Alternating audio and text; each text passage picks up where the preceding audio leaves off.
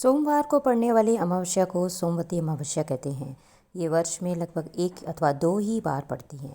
इस अमावस्या का हिंदू धर्म में विशेष महत्व होता है। विवाहित स्त्रियों के द्वारा इस दिन अपने पतियों के दीर्घायु कामना के लिए व्रत का विधान होता है और इस दिन यदि मौन व्रत कर किया जाता है तो उसका सहस्त्र गोदान के बराबर फल मिलता है।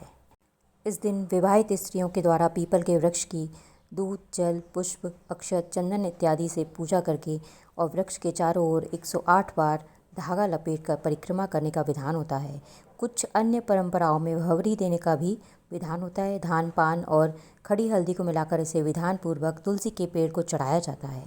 इस दिन पवित्र नदियों में स्नान का भी विशेष महत्व समझा जाता है। कहा जाता है कि महाभारत में भीष्म ने युधिष्ठिर को इस दिन का महत्व समझाते हुए कहा था कि इस दिन पवित्र नदियों में स्नान करने वाला मनुष्य समृद्ध, स्वस्थ और सभी दुखों से मुक्त होगा। ऐसा भी माना जाता है कि स्नान करने से पितरों की आत्माओं को शांति मिलती है। ये था सोमवती अमावस्या का महत्व। अब हम इसकी कथा सुनेंगे।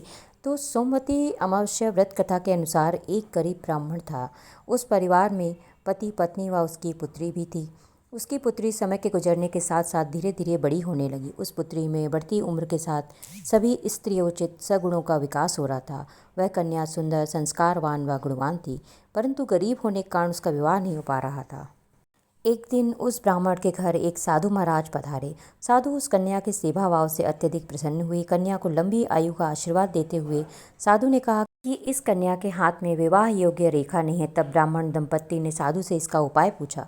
कन्या ऐसा क्या करे कि उसके हाथ में विवाह योग बन जाए। साधु महाराज ने कुछ देर विचार करने के पश्चात अपनी अंतर्दृष्टि में ध्यान करके बताया कि कुछ ही दूरी पर एक गांव में सोना नाम की एक धोबिन महिला अपने बेटे और बहू के साथ रहती है, जो बहुत ही आचार विचार एवं संस्कार संपन्न तथा पतिपरायण है।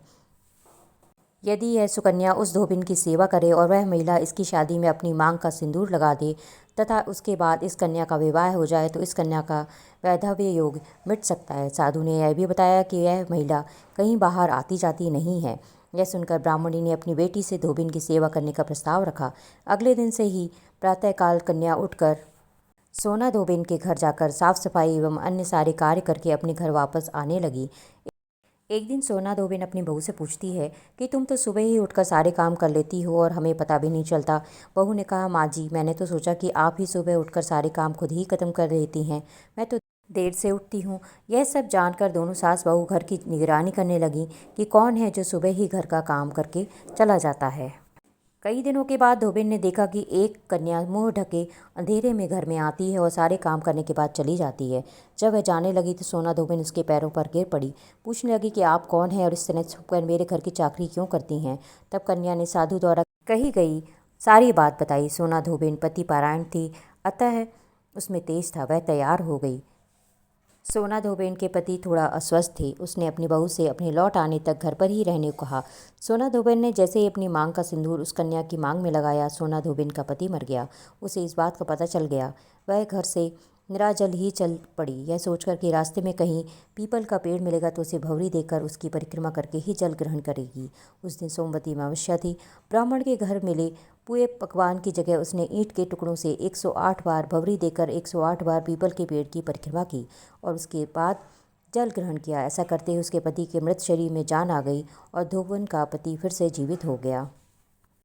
कार्तिक माह में आने वाली अमावस्या बहुत ही खास होती है। ऐसे में यदि सोमवती अमावस्या का संयोग बन रहा है तो बहुत ही ज़्यादा महत्वपूर्ण होता है। और इस साल 2023 की ये आखिरी सोमवती अमावस्या है। और भी अन्य व्रत, त्यौहार, कथा के लिए सब्सक्राइब करें मेरा चैनल। जय श्री राम।